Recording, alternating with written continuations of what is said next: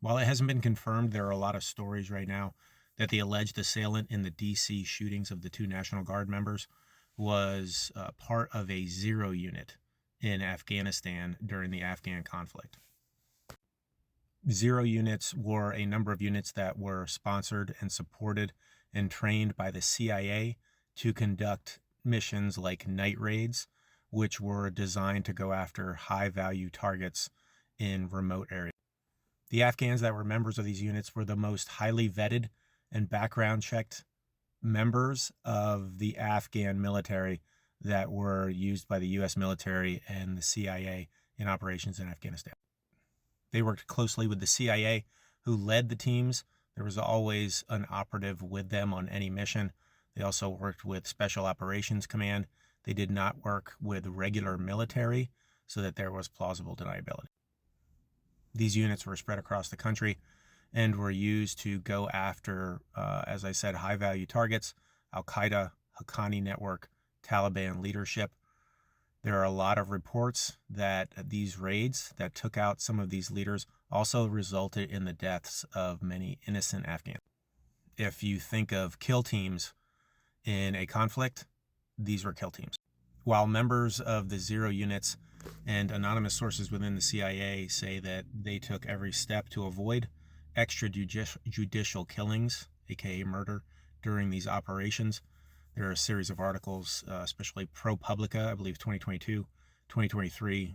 Rolling Stone did a great article in 2025, July of this year, all talking about the zero units and the allegations that followed them. While they did take out a number of targets, leaders of insurgent terrorist networks, there were also several killings that are believed to be connected to these operations that involved innocent Afghans. Reports of these teams go all the way back to 2005. Their last mission was to secure Kabul as we evacuated in 2021. Several of the members, according to reports, thought that they were going to stay, retreat to the mountains, and continue to fight. They were then told that they could leave and were told to gather their families. So the zero units, up to 10,000 by reports of these men as well as their families, were then delivered outside Afghanistan and given a chance to start new lives elsewhere. Again, these were the most highly vetted and most background checked individuals inside of the Afghan forces. There was never an insider incident, which is called basically like a blue on green, where Afghan soldiers at times, there were incidents that involved them shooting at U.S. military. There was never an incident of that that's been recorded. They were extremely loyal to the CIA and to their bosses, their United States bosses, and never turned against them inside of Afghanistan conflict. The alleged assailant in D.C.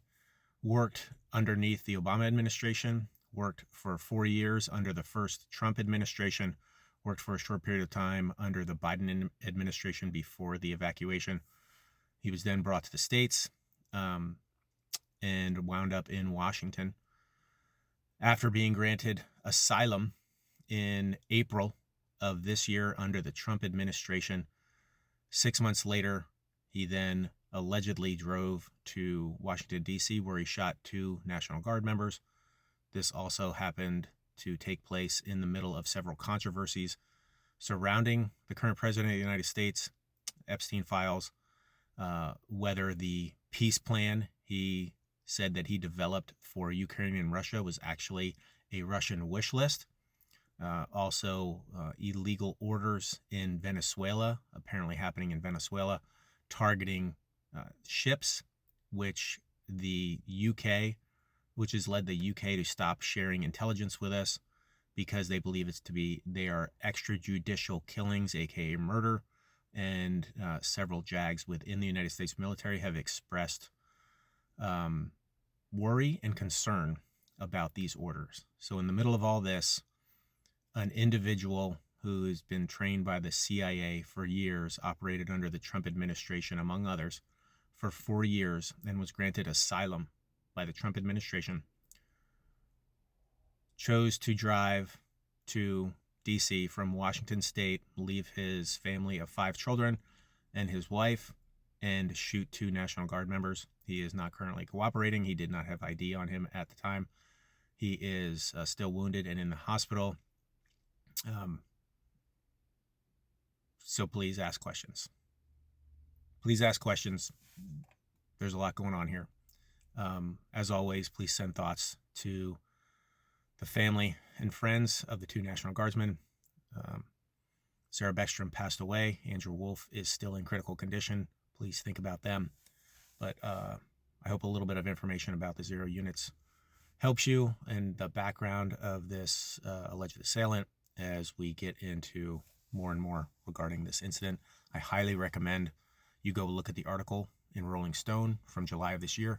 Kevin Moorer was the author of that, and then the several ProPublica pieces that were written in 22 and 23. I believe there's a lot more out there as well, but I highly recommend you go check that out if you're interested in the history of these units and what they were a part of and allegations against them. Okay, thank you.